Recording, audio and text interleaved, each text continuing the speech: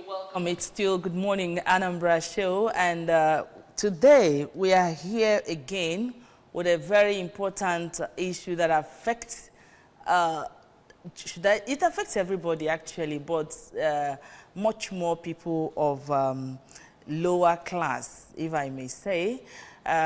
You know that in this part of the world, or in the world, every morning we wake up to hear stories, both the one coming from official statements from offices and whatever. But one thing is sure, that every day things are happening and we hear stories. You know, a lot of policies. And this time around, CBN came up on the 10th of February with a policy, new policy for POS. I don't know their reason. They may have a reason anyway, because whatever people do, there must be reason behind what they do. But here this morning on Good Morning Anambra show, we would like to find out why CBN should make such a statement. We have to find out from an economist that we have in the studio this morning to talk about that. And of course, the implication of this on the common man. Our topic is the implication of CBN's review of automated teller machine transaction fee. What effect is this going to have on the common man? And of course, generally, are there going to be implications? These are the things you have to find out on the show this morning. My name is Nonye Mokoye. Anam Ajuluchuku Okabwe. Well, it's always a pleasure having you viewers. Let us delve into this and get to know why our government will keep on pressing our neck at any slightest opportunity that they have. Well, I believe that our guest here will definitely let us know the way to go about this. Don't go anywhere. The show is just starting. All right. It's a pleasure to welcome to the studios of Good Morning Anambra show today, Dr. Nonso Ekesiobi. Dr. Ekesiobi is a lecturer, Economics Department, Chukwuemeka Odumegwu Ojukwu University, COOU. Ibariam. It's good to have you. Welcome to the show. Thank you. Good morning. All right. Now, what's your reaction when you first heard of this policy by the CBN?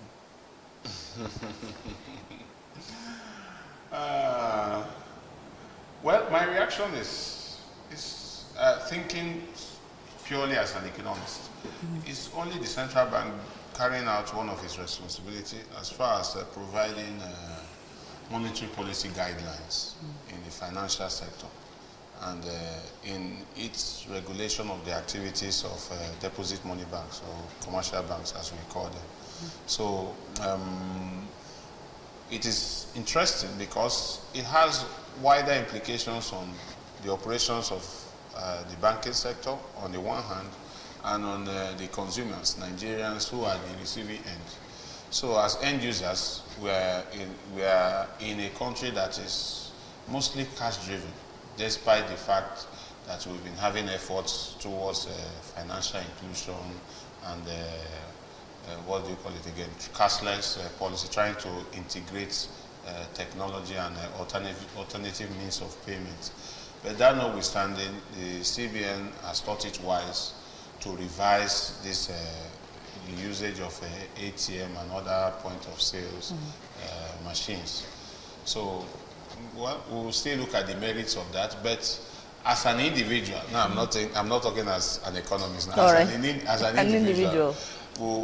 The normal reaction will be, when will all this stop? Or will I say another increase? We are still battling with the proposal to increase electricity tariff to make it cost reflective, as they say. We are still battling with increases in tariff for telecom operators and that. Remember, we had a previous increase in tariff when banks and telecom providers were having issues of this USSD fees and how much is to be charged and who is to pay for it. And that one was resolved, later. But you see, and this is just a little of all the other tariffs and increases and fees.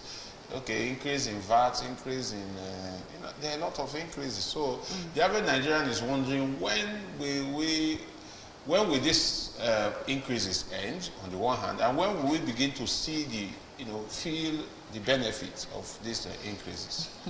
Now, talking about what the federal government is doing based on what this new tariff is, as we speak now, you can't even access your cash from the ATM. That's why we now see the proliferation of POS operators, even at your balcony.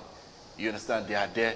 And the federal government has not even done anything to checkmate, to have a data of these POS operators in Nigeria. And now they are making a frontline business for them to the detriment of Nigerians. Somebody sends a child money in school, 20,000 naira for that child to either manage for a period of time, and that child goes to withdraw that money from a POS operator because the ATM is never functional. Isn't that telling enough on Nigerians? And then, making the POS operators, who I know that side by side, bankers also run these POS ventures. I was thinking that the federal government would begin by making cash available in the in the ATMs, so as to deter people from going to the POS. What do you think needs to be done in order for proper circulation of money and to deter the hoarding of Nigerian currency? Firstly, I want to note an observation. It is not the job of the federal government to handle monetary issues, monetary policy. It is the exclusive responsibility of the central bank. So the Central Bank of Nigeria, in trying to carry out this thing, I think in trying to solve one problem, they inadvertently created another problem, in the sense that I'm one of those who believe that the emergence of these POS operators, to me, has caused more harm than good, because I feel that it was not properly thought out, or maybe we lost it somewhere in the implementation. Because before the advent of these POS guys, you could go to the ATM, get as much cash as you want, maybe as high as maybe 100,000. 150 was even the minimum. So, but since their emergence, you rarely get cash at ATM machines. And when you go into the banking hall to get this cash, it's either they tell you that the cash is not available, or you are given a limit, maybe 10,000, and it's more or less like take it or leave it. So, but when you go to this part, in fact, some of them even have the effrontery to refer you to POS operators outside their premises. When you just cross over, go there, you will see somebody, giving conspiracy theories, people that fly this narrative that most of these POS operators are being run by people who work in the banks, that they move this money outside so that they can, use it for transaction. And normally, a cash transaction, cash is not supposed to be an interest-bearing asset. It's just something that you use to facilitate transaction. It's for transactional purpose alone. But when cash now becomes a commodity that is being transacted on, then you see that we have lost it somewhere. All right, there's something that baffles me. I keep saying this, the issue of letting the citizens know what you are doing before even doing that, to see how they feel about it.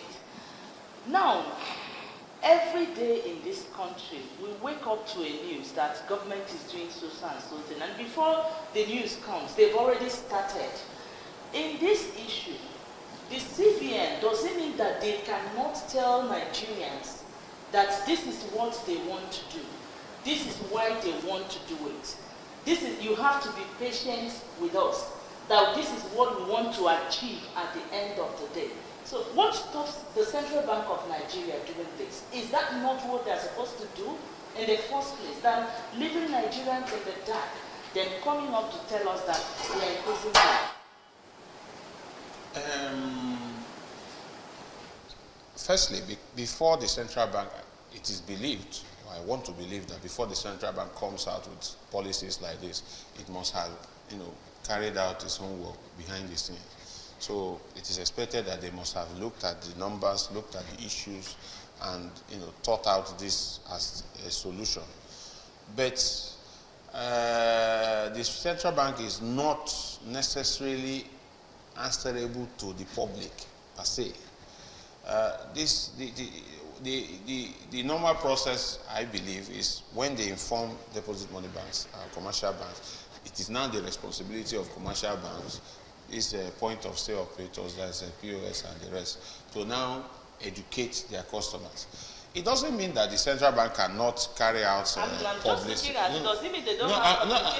No, they have. I'm not saying it doesn't mean that the central bank cannot carry out this sensitization on its own, which it is doing, because you find out that when the circular was released, it was available on all their social media platforms, on Facebook, on X, and the rest. But it needs to go beyond, this kind of these communication mediums, because those in the rural areas, especially, may not have access to this kind of information channels. So there needs to be, we need to look at how information is being circulated, especially sensitive informations like this. Not just this. Normally, even as basic as the Monetary Policy Committee meetings, the decisions of their monthly MPC meetings or bi-monthly MPC meetings, how do they communicate it so that the average Nigerian will understand what is expected of them, what the central bank is planning ahead in terms of exchange rate, cash reserve ratio, monetary policy rate, and so on and so forth, so we can plan with this data.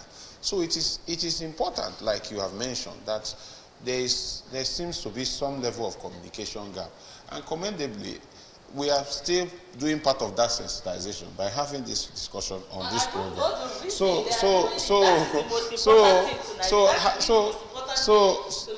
we are all stakeholders as far as building a sound society, monetary system is concerned. We are all stakeholders, and that's why I said you guys need to be commended for at least bringing this issue to the public domain, so that they can understand why the central bank is going ahead to do this.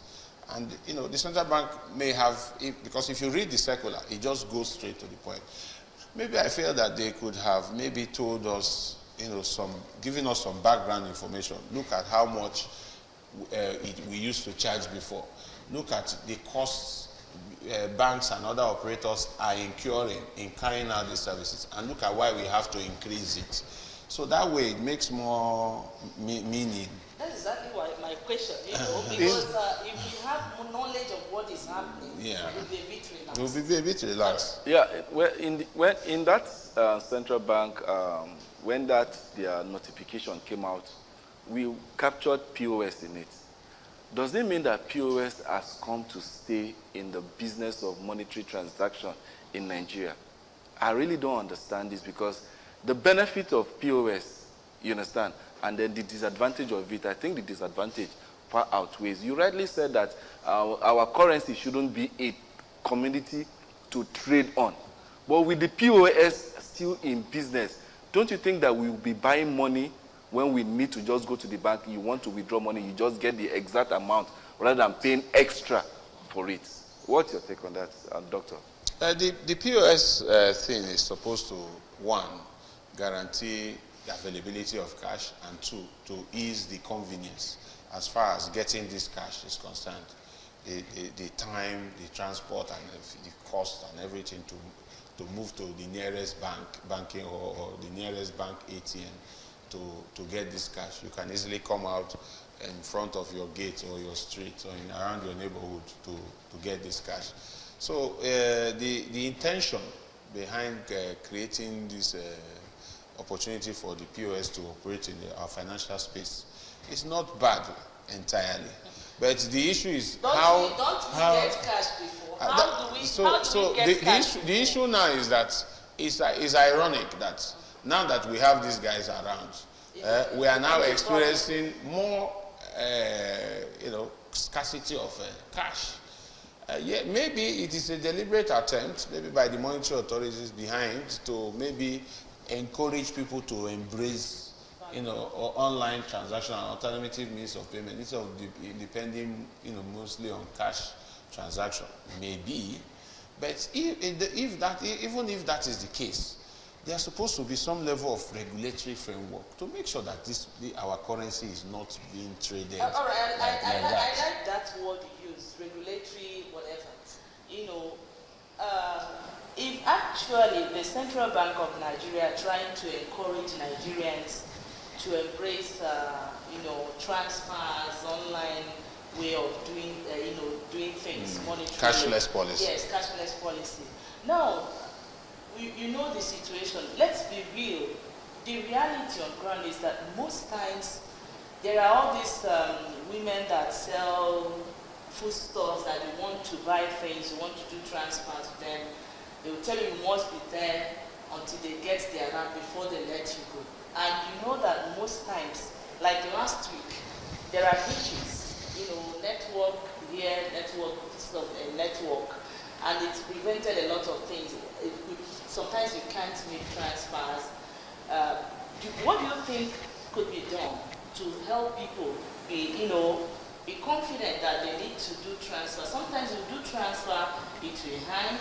At the end of the day, the person you sent it to did not receive it. You that sent it, it has left your account, and you start going to the bank, they tell you to fill this form, fill that, those hurdles that Nigerians have to pass through. Do you think there is anything the Central Bank of Nigeria or all authorities concerned with networking can do to really help in this matter? So that if I say that I want to buy something, I won't be going to POS. Maybe they want to discourage us using the POS. I can comfortably pay from the comfort of my room to whoever I am making purchases from. Anything they can do to help Nigerians in this matter? You see, there are a lot of hurdles. Firstly, in the cashless policy, I've always said that that's a brilliant idea, but it needs some level of financial education, because the level of financial literacy is not just literacy on how to read and write. Financial literacy on the average Nigerian is still quite low. So we need some, because we still run a largely informal economy. Most of the transactions we do are still done traditionally and not in an organized space. So that's just like you pointed out, the market women, stuff like that. Yes. So how then do we bring financial literacy to these people to be able to understand the benefit of cashless policies and how to embrace it? That's on the one hand. And on the other hand, we keep mentioning that for the cashless policy to work, it needs certain things to be guaranteed. One, we need to assure that it is available. So in terms of availability, it should be everywhere. It should be on your handset. It should be, it should be the POS guys. Anytime you want to do it, it should be available. Then it should be accessible, meaning that anytime you go online and you want to do any transaction, there is always a network. So this network issue should not also be a constant challenge. Then lastly, the issue of security.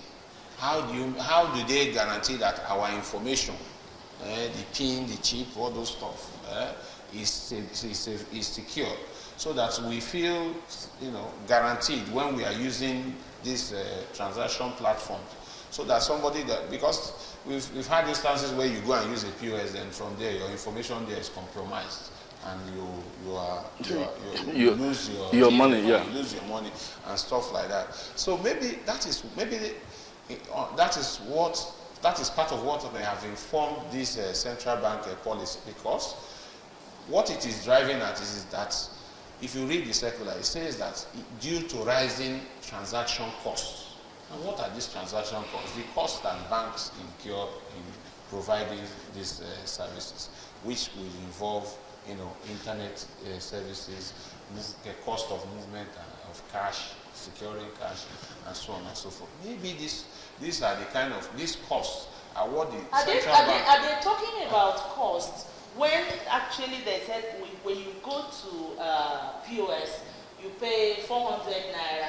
When you use your ATM card on ATM machine that is not your bank, you pay 100 naira. Is that not going to be higher than what you already experienced? That is what the central bank is trying to say, that look, instead of tolerating the excuses for banks for being inefficient, for not providing good service delivery to consumers, what they need to do is, okay, we have approved that you can charge more for these services, with the expectation that your service delivery will be better, will be improved.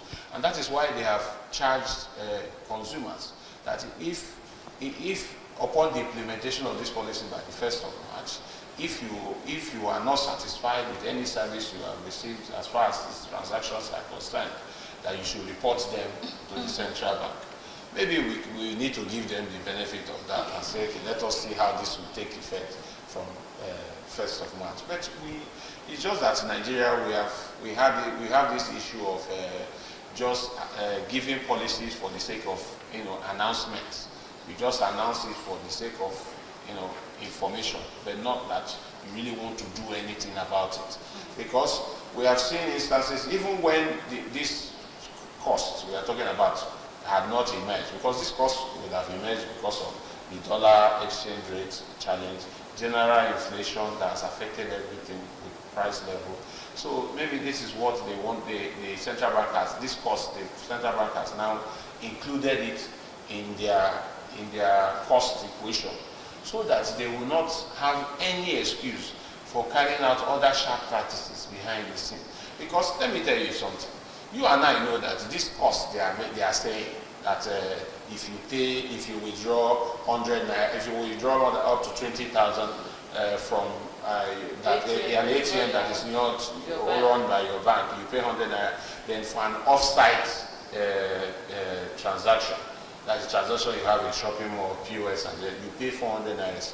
You and I know that as we speak today, some POS operators, for you to get 10,000, you pay as high as 1,800 to 1,000. So you see that the policy is already dead on arrival, because Nigerians are already paying more for this service than what the policy is prescribing. So if you want to report, will you report everybody? And they will say, okay, if you report everybody, where will you get the cash? And you know that our day-to-day activities are heavily reliant on the cash, because some persons now have withdrawn to say that they don't want anything transferred, that it used to delay, just like you said, or maybe you can get fake alerts. These are concerns people, genuine concerns people have, which have made them to say no, we don't want again, we don't want this transfer or anything that has to do with POS or this alternative payment system, that it must be cash. Putting pressure on the cash that we have. Even that fake alert, is it not attributed to insecurity, economic insecurity? You see, that's part of what I said earlier. That the security of our telecom system, our operating framework for this digital transaction needs to be strengthened. And that is why the central bank is making banks, is encouraging banks by adding this 100 naira we are talking about, so that it can make them more efficient. It can make them even deploy more ATMs and even maintain existing ones. Because you notice that if you go to some ATM hall of certain bank, you have 5 machines, but only one will be working. They will tell you the others are bad.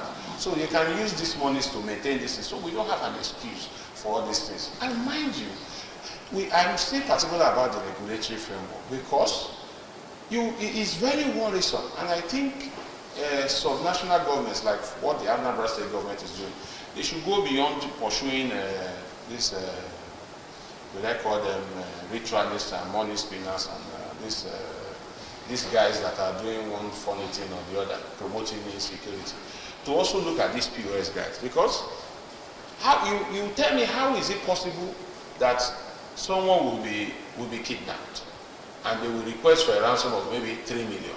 You will go to a bank, they will go to bank, and the conventional banking system will tell you that they don't have that 3 million in cash. But POS operators can give them 3 million in cash in the space of 5 minutes. So what are we, there's something we are not getting right somewhere. These are not. Yes, we need to discuss everything together now. So if this guy, so that's where I was talking about an effective database for those people that are operating POS machines. Coming back to the regulation should come in the sense of, in the place of one, like what he said, the database of all POS operators, what their staff strength look like, and even the source of the money they the source of the money and the rest of them, and there should be a cap on the amount of cash transactions or they can carry out in a day.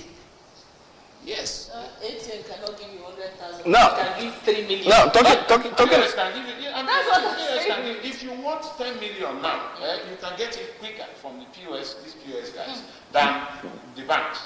Which is not meant to be. Now, Talking about the benefit of what CBN is bringing out, more like encouraging you, just like you said, it will encourage you to use your bank often because there will be no charges. Now, the idea of you, what is it called, talking about withdrawal, it makes you be wiser. So if you want to make withdrawals, you make it all at once rather than paying here, paying there, you reduce charges. But now, the question I'm asking, what is CBN doing to make the cash available for us to have whenever we go to the ATM? This is part of what they are doing. They are saying, okay, how does this bring cash to the ATM it can bring and deter me from going to the POS? Because it now makes it now incentivizes the banks more to operate their ATM machines. Are there going to be penalties for banks whereby if I go to the bank and I want to withdraw at certain point and there's no cash, would I write to the bank? Would there be? Yes, they said so. And there's going to be a penalty. Well, that is left for them to follow up. That's where the regulation still has to just. It shouldn't be about. Because if there are no penalties, this money will still be handed over to the POS operators, and we will have no cash at the ATM. I am being optimistic for this policy to work because if you watch when we wanted to do the Naira redesign, one of the reasons the then central bank governor gave is that we have over about 2 trillion naira operating outside the banking system. And that's a very dangerous precedent. So it is better that we find a way of making our banks sit up to their responsibilities and allow these monies, that this huge amount of money that's operating outside our system, to come into the system, so we can understand the way our system works, and when we apply monetary policy, we'll be sure that the monetary policy results or the targets will be achieved.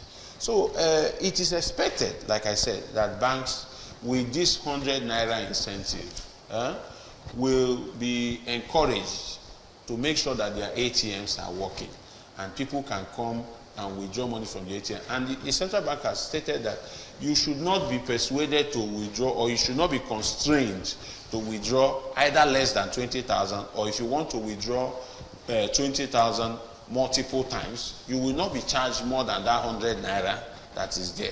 So he's still trying to enforce some level of, will I say, responsibility on the commercial banks, but it should go a step further to see that any bank who does otherwise is penalized. All right. According to the Punch newspapers this morning, Sarah demands reversal of ATM transactions fee hikes, slamming CBN. And according to them, they said it is unlawful, it is unfair, it is unreasonable and unjust. What's your take on that? Calling for reversal and what they are saying. When you talk about the law, I want to believe that the Central Bank of Nigeria, not minding what happened in the past, where the immediate past CBN governor and his team sort of politicized the operation of the CBN. The CBN is supposed to be an autonomous monetary policy institution, meaning that it should enjoy some level of independence as far as its operations are concerned.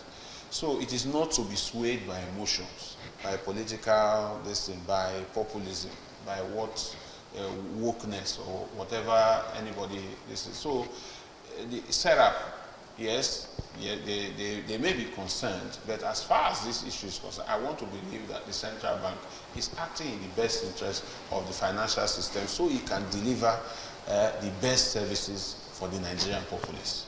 So I want to give them. I want to appeal that they should allow the central bank in this time try this policy. Because all this while, where have Sarah been when these POS guys have been ripping off Nigerians and the rest?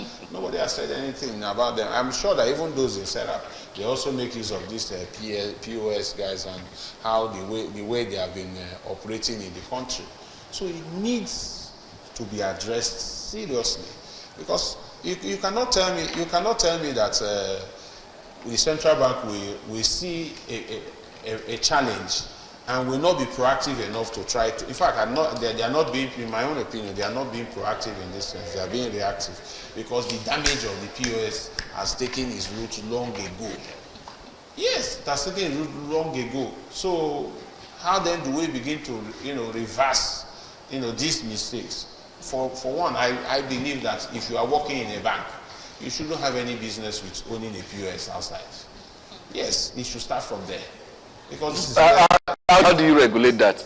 If somebody can hand over the business to his relation and tell you, this is not my business, it's my relation's business. So what happens? Rather, you say that... Follow the money. That was... Where it's coming from. Yes. Right. The program is still Good Morning, Anambra. And at this point, we're going to take a very short break. We'll return in a jiffy. Please do stay tuned. Anambra. First of all, is the immediate family. Honorable Justice Azoka Ndono. Onye nwo bo ogom nwoke. And those who heard them doesn't know the news. Even until this moment, it is still difficult to believe that it happened. And since I now look on our support to the government, I want our support to pay. Manande Amelia, but they got 1,000, even if 1,000 of them are killed, it doesn't replace the precious life of justice. But it is good news that literally all of them involved in that heinous crime are now under captivity, and they will pay dearly for it. They are with us. They murdered justice, and they will also be met with appropriate and adequate justice. May his soul rest in peace. As for the family, what a young family, and the children, I can see the little children, we are with you. Anambra State government is with you. We will do the needful.